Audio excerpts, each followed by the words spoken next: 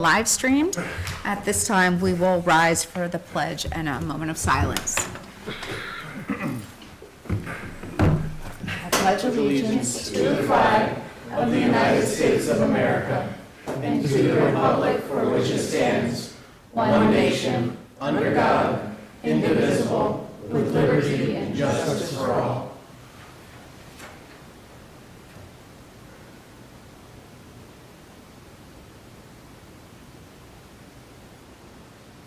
All right, please be seated.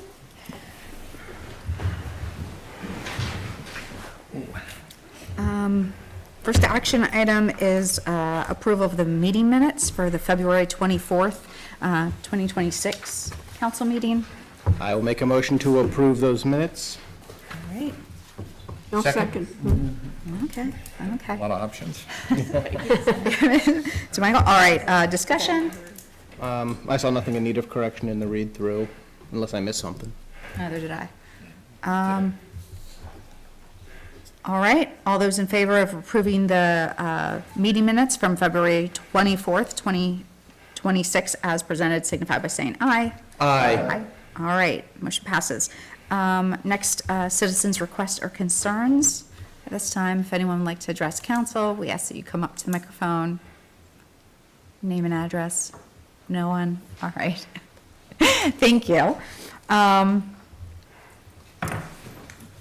Our first discussion is award of the Valley Road Storm Sewer Project. Do you want to share Sure, absolutely. with us about that? So we had 9 people bid on this project, that's a pretty good number for us. The last couple of years, I don't think we've cracked 5 for most of them, so 9 was pretty good. The low bidder is J. Phillips Excavating and Hauling LLC.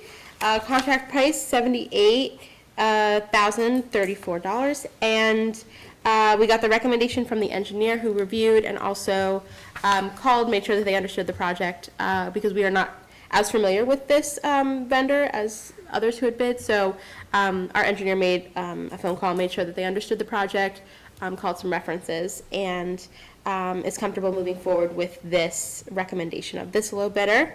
And we're hoping to proceed with the project soon, hopefully in the spring, April or May. And we will certainly be in touch with folks as the project carries out and putting out information to the public in terms of that. We probably don't expect a lot of road closures, but potentially just those in that right there vicinity of the project, potentially a water shutoff. Okay. Any questions for Rebecca on this? How large is the road? I'm not sure if I'm familiar with where Landis Avenue is. Valley Road is, oh, you asked about the next one? Landis Avenue, Valley Road, I'm sorry. Sorry, we're still the first one. I can come back to the Landis Valley Road when we get, or Landis one when we get I'm to it. getting my streets mixed up. Valley Road is. Oh, go ahead, sorry. I was just going to make a motion. If you want to talk some more, we can. I was just curious the size of the area that they were bidding on, like, for Landis So this is a storm sewer project, not a paving project. This is replacement of storm sewer. No worries. In that case, I'll make a motion to award the Valley Road Storm Sewer Project to J. Phillips Excavating and Hauling LLC for a contract price of $78,034. Second. All right. Any further discussion? All right, we have a motion and a second. All those in favor of awarding the Valley Road Storm Sewer Project to J. Phillips Excavating and Hauling LLC for a contract price of $78,034 signify by saying aye. Aye. All right. All right, next is the paving. The paving project, this is our annual summer paving. This year is Landis Avenue. And we were very, very pleased. We got 7 bidders on this project, and it came in under budget. So we're very excited about that. Not just like a little bit, like nicely under budget. We don't want to jinx anything, of course, but we're very happy with how it came out. And we are familiar with Long's Asphalt Inc. Not in recent years, but they have in the past done work for the borough. and I'm trying to quickly pull up the answer to your question about the amount that we're doing, because we're looking, it's the area between her and Wabank, so Landis from her to Wabank. I don't know if we have specifically on here exactly the amount of street that that is. I know the area now that you're saying that, okay. Okay. This low bidder came in at $94,361. They were all really, really close. But we're looking to move forward with that this summer. Typically, we aim for mid to late summer for our paving projects. It also does depend on what time the paver can get us into their schedule. Because for PennDOT purposes, there are only certain times during the year that we're allowed to pave. So all these paving contractors have to get them in all during a certain time of the year. So we know we're fighting to get on their schedule as well. But we're very happy with how this one came out, and we would be looking to award that this evening. Wonderful. I will make a motion to award the Landis Avenue Summer Paving Project to Long's Asphalt Incorporated for a contract price of $94,361. Second. All right. Rebecca, is there anything different that we're doing that's getting more bid responses and better pricing, or is it just fluctuations in the market? I think some of it is fluctuation in the market right now. Also, we are trying to get it out as far as we can. We're required to put it in the newspaper, but we're also trying to post in additional places if we can. Okay. And it helps too that, not this project specifically, but like our project, the Landis, or the Valley Road project, we posted that one on PennBid. Our engineer helps us with that. So I think we're getting a tad bit more visibility. Just then people are knowing, oh, Millersville's putting out things, and then we get contacted, you know, hey, do you have anything out? We send it to them. So I think we're just getting a tad bit more visibility at the moment, which is helping us get more bids, which is helping to, I think, bring the cost down a little bit. Of course, Kyle reminded me that, you know, if we had put this specific bid out, 5 years ago, it would have been half the price. So while it feels great that we're under budget, it did also go up an exorbitant amount since just a few years ago. Why, did something happen 5 years ago?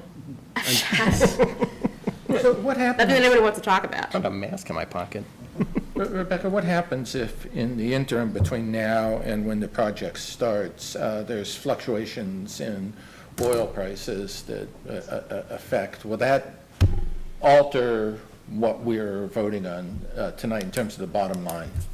It may. So one of the things that council approved back when we put out the bid was the resolution for the escalator clause. So there is a chance that if it does go up, because what we expect is not necessarily the cost of the labor or anything to change, but really the cost of the material itself. Yes. So that's why we have the escalator clause in there, so if it does fluctuate, we have the ability to sort of go back and forth and figure out how we're going to make it work. But again, it is really nice that we did come under budget, so that we do have that bit of flexibility if we need it. But the nice thing is too, with so many wonderful local contractors bidding on these projects, ones that we as a borough know, that other boroughs know, that other townships know, that we can generally feel that they're pretty trustworthy when it comes to changes and things like that. But ultimately, yeah, it would come down to if there's significant market changes. Thank you. Any other discussion or questions? All right, we have a motion and a second. So all those in favor of awarding the Landis Valley Summer Paving Project to Long's Asphalt, Inc. for a contracted price of $94,361 signify by saying aye. Aye. Opposed? All right, motion passes. Now we move on to workshop items, and I believe, Rebecca, this is some requests for budget adjustments. Yes. So, budgeting is somewhat of an art, not always a science. So we can plan for many things. We can't plan for everything. We had something happen with our samplers in our sewer treatment plant, and when every year, and also sporadically as well, we get inspected by DEP. They come to the sewer plant, go through a bunch of things, check to make sure that we're adhering to our permit. And one of the things that came up when they were just here want to say it was the end of January, early February, was that one of our samplers, which is has to be kept at a certain temperature in order for the samples to be kept at the right temperature to be able to be used for lab testing, was not retaining the right temperature that it needed to. And our team did a lot to try to make it work, but ultimately that sampler was just not going to function anymore. We also had that sampler since 2010, so it's been a while. So unexpectedly, we were looking at getting a new sampler. I think in the backup there, you would see the quote that we got to get 2 samplers because we have multiple samplers, so we need to have multiple on hand. So this sort of helps us in case any of the other ones also decide they don't want to retain the right temperature. So we were looking to increase the sewer capital reserve, the line for equipment replacement to wastewater treatment plant, increasing that by $23,500. Yes, unfortunately, the samplers are expensive, and also we didn't have a quote that came in time, but we have a verbal quote for a pump as well, because we had 2, unfortunately, as Les put it, burned up. Basically, they died on us. And we needed to replace those as well as a spare, because we always keep a spare on in case of emergencies, because that would also, once we burned up 2, then we have no spares. So we're also looking to replace 2 of our pumps, which is what takes us, that gets us to the $23,500 that we're looking to increase the budget to. The good news is that we're doing very, very well right now in our sewer capital. Our fund balance is very, very healthy, so it can absolutely take a small hit like this. And in the grand scheme of things, yes, it's $23,500, but keeping our permit and being able to treat sewer is a little bit more important and needs to be done. So that's the budget. And just so everybody's on the same page, budget adjustments are a little funky in terms of the way the borough code works, because they're not necessarily something that are required of boroughs. It's not necessarily something required of our auditors. It's more of something that we like to do because it lets you all know of something significant that changed, so that at the end of the year when we're looking at numbers and we say, wait, why did this one go over this much? We can say, well, we know what it is. So by us doing a budget adjustment at this point in the year, we change it in the system, make that budget adjustment, and then we can account for the reason why that happened and what needed to be done and that it was approved by council. So that's the reason why we bring these forward to you.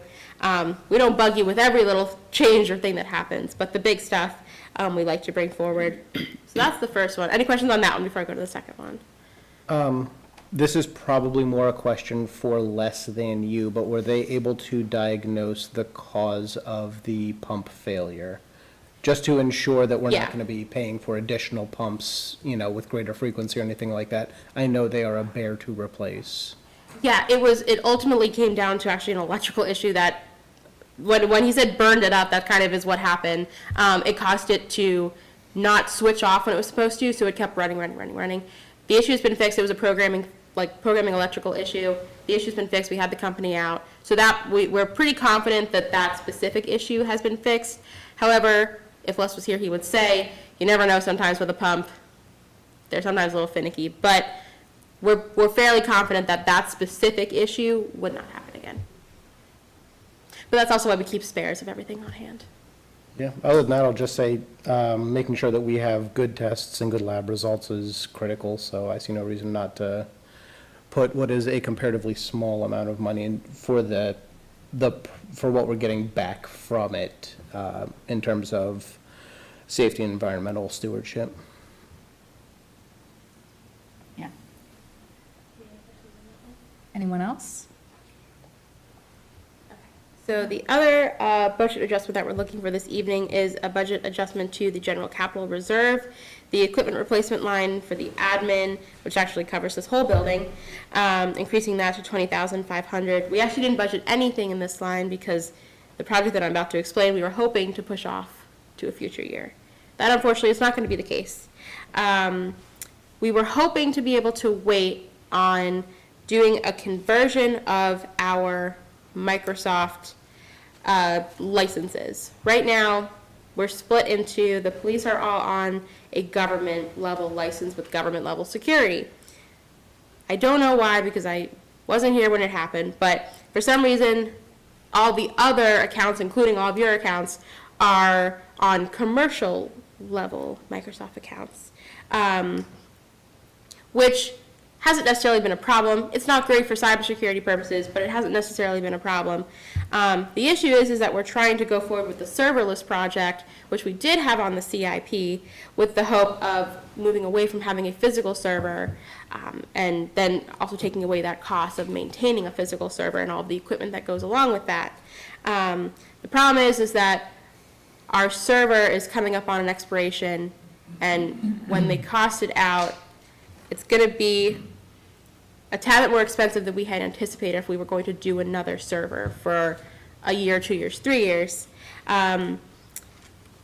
So we'd like to be able to move forward with that, but the problem is now that we can't move forward with going serverless unless everybody is on the government level Microsoft account.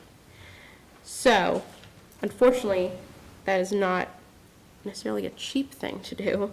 But ultimately, we're looking at a savings towards the end of this because we will not have a physical server anymore to maintain. So we will get to the point of savings. And the cybersecurity, strength is much greater than if we don't have a physical server that someone could hack into.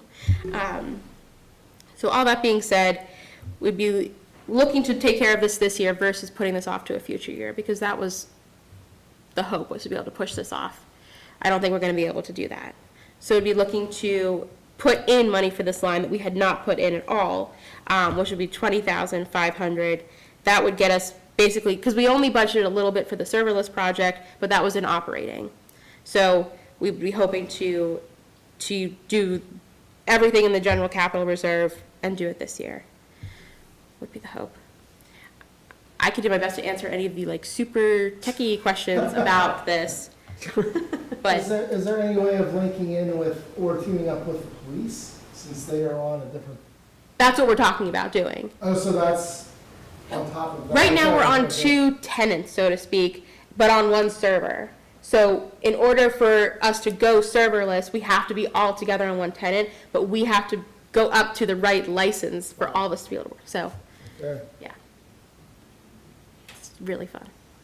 I think any way we can reduce our vulnerability to cyber attacks is great. Agreed. This is through Citium. And Yep, they're- through And Citium. they're, seem like they've been doing a good work for us. Yes, we really like Citium. They do very good work for us. They, really understand our processes. They really understand how everything works, and they are on top of it. And I've had so many calls and emails with them about this specific issue over a year now. And we were just really hoping we were going to be able to wait. But I don't see that being able to work, because then we're going to be putting out a lot of money for a new server that we really are trying to get away from. Any other questions or discussion about this? All right. You're looking for a motion to put these 2 budget amendments on the agenda for our next meeting. So move. All right. Second. All right. All right, any questions, discussion? All right, all those in favor of placing the discussed budget amendments on the March 24th agenda signify by saying aye. Aye. Opposed? All right, motion passes. Next, we have the reappointment of Dawn Fisher to the Historic Commission with a term ending February 24th, 2031. I understand that she has been on the committee for many years and has requested to be reappointed. We haven't had any applicants, so. Great. I will make a motion to place the appointment of Dawn Fisher on the Historic Commission on the March 24th agenda then. I'll second that. All right, thank you. We don't meet that often, but as long as I've been attending meetings and been on the commission, she's done a beautiful job, so that's a good. Excellent. Other comments? All right, all those in favor of placing the appointment of Dawn Fisher to the Historic Commission on the March 24th agenda signify by saying aye. Aye. Opposed? All right.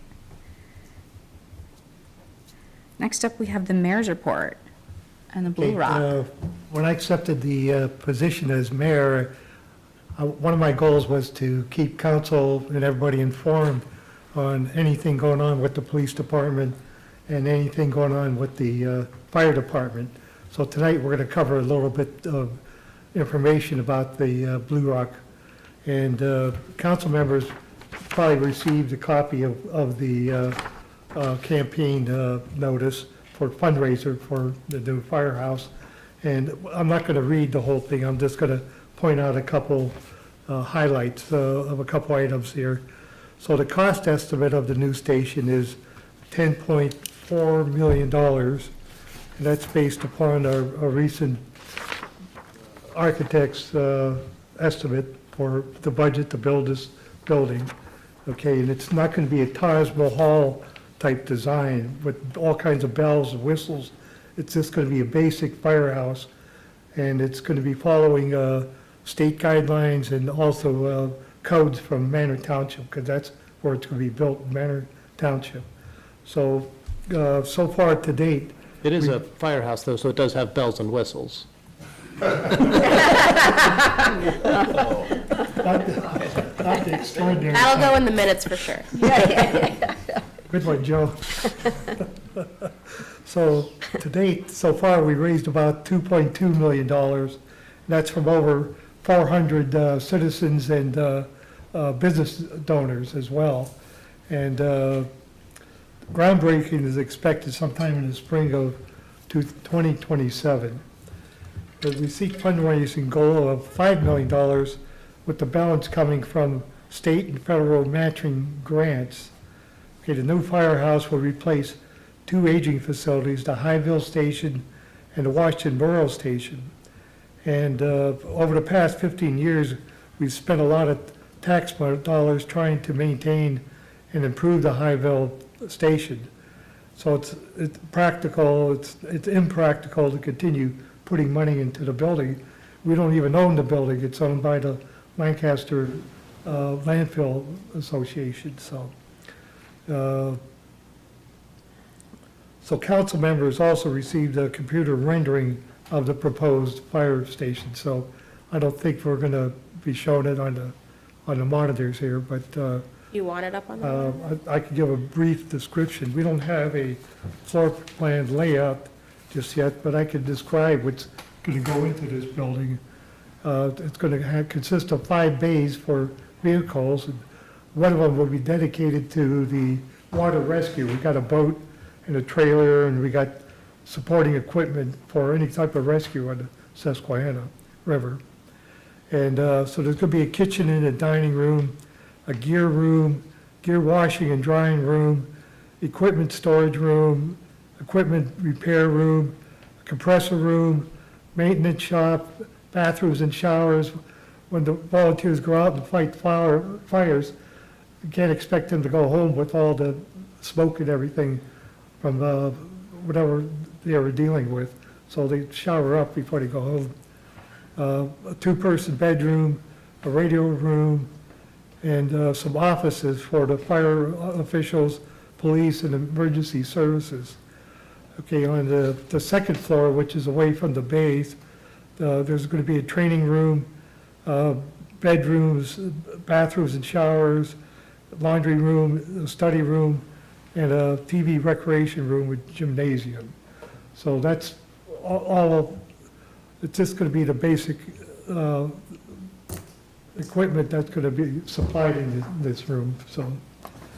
So yeah, when Blue Rock first started on January 1st, 2012, one of our goals was to maintain an all-volunteer service for at least 10 years. Okay, we are now entering year 14, and we're still an all-volunteer service, which is remarkable. Handed to Dwayne for keeping it all together that way.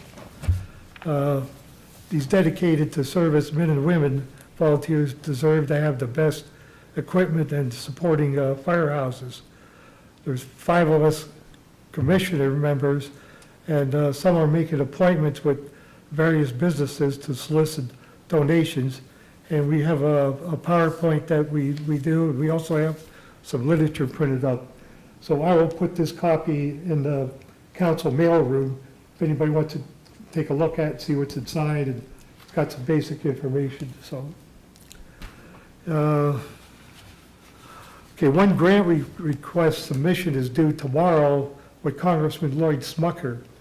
And we completed the forms, Manor Township and Rebecca for the borough, and myself as mayor, we composed letters requesting Congressman Smucker for his support on this project. And so we'll see what happens. So when the time comes, we will request council to make a pledge from Millersville Borough towards this building. And I'm not sure exactly when that'll happen, but that'll be a agenda item coming up. So that's all I have. Thank you. It's great to have super on-the-ground updates. We certainly really appreciate all that the volunteers do, and the facility is overdue, so. Managers report next. Just a few items. First, we are still looking for someone for the zoning hearing board vacancy. So I just wanted to put another plug in for that if anybody knows anybody is interested. We don't have any candidates as of late, so we are still looking for someone. I wanted to give an update on the native plant ordinance, because as you know, all this stuff tends to go. You start working on one thing, it kind of opens up a can of worms into a couple other things. At this point, in talking with our solicitor and talking with our code enforcement officer, we think that actually the best way for us to go about the native plant ordinance in terms of getting it in and making the most sense of the way our ordinance is laid out is to do an update to our property maintenance code. Right now, the way that it fits in our ordinance is we have the property maintenance code, and we adopt at this point, the last one we adopted was the 2009 International Property Maintenance Code. Basically, council adopted that as their property maintenance code, and then underneath of that is a chapter that has any additions or deletions or changes to that property maintenance code, so that basically our entire ordinance isn't taken up just by simply restating the International Property Maintenance Code. Basically, we say, we've adopted that, that's our property maintenance code, but also here's some extra things. In looking at some of the other ways that we could do this without it basically being overly complicated or stating it in a place that doesn't make the most sense, our thought is to actually, the most recent version of the International Property Maintenance Code is the 2024 version. So council could adopt that as our new property maintenance code. It has some great updated language in there compared to the 2009 version. We would still restate any of the additions, changes, whatever, that were from the old version of the ordinance, bring those forward, and then add the additional section in for the native plant ordinance so that it lives in the right place. It's congruent with how other folks have it in their ordinances, and it's easier for folks to find. So that also means that it's a really good opportunity for us to go through on the staff side and make sure that there is nothing else that we want to make any changes to related to the property maintenance code at this time. Because if we're going to go ahead and restate and re-adopt the International Property Maintenance Code, we might as well make sure there's nothing else in there that we could touch at the moment. So we just need a little bit of time to go through that. We have to get a copy of the 2024 Property Maintenance Code. This all happened in the last couple of days. And then we're going to take a look through it. Jocelle's already starting to put together a draft of this, but we want to probably have that for you at your April meeting, so that we can look at the whole thing, both the changes with adopting the updated property maintenance code and also the native plant part of it, and then any other changes that we feel might be appropriate at this time. If there's anything that you're thinking about in terms of the property maintenance code and you want to make sure we include, please let me know. But I just wanted to give you that update about where we're at. You know, it's one of those things, you peel part of the onion open, and then whew, there's more things to look at and more for us to figure out. But we want to do this the right way. We don't want to rush it and then be like, oh, we should have had another ordinance. So, because ordinances are costly to advertise, so. As long as you're getting copies of the 2024 property maintenance code, any chance you would get a couple of extras? Yeah, we're getting, I think Rob's ordering us 3, so one for himself, and then we'll have 2 others we can have around the office. And then anybody can, And maybe take from the Will you office? notify us of when that's available for review? Sign that out? yeah. I will let you all know when we have it on the agenda. I'm thinking that it'll be able to be on the first agenda for April, so that you all can discuss it in the workshop time. That would be the hope. The earlier we could review it, the better. It'd be Yeah. nice to be informed. Yeah, no, absolutely. Like I said, that when we put together everything based on the last discussion around it, and then as our solicitor's going through it and looking at it, we're saying we can update the property maintenance code at the same time and sort of kill 2 birds with 1 stone. So we might as well go ahead and try to do that. So that's the hope. But I just wanted to give you that update so you know where we're at with that ordinance. And just one other thing to note, spring newsletter, we're putting that together right now with the hope of that going out at the end of April. So that's our biannual newsletter that we restarted last year.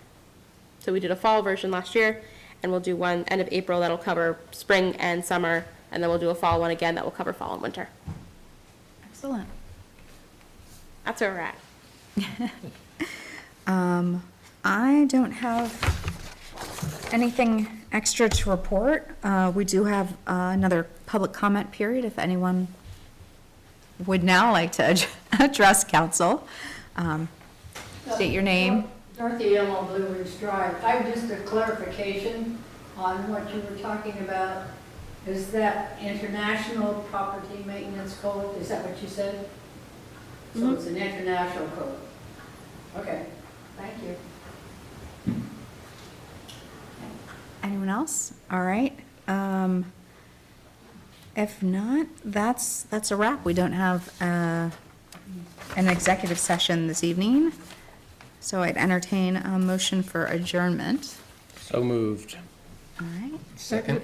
We're competing again. All right. One with the initials MM. All those in favor of adjournment at 6:32. Okay, all right. Signify by saying aye. Aye. All right, thank you.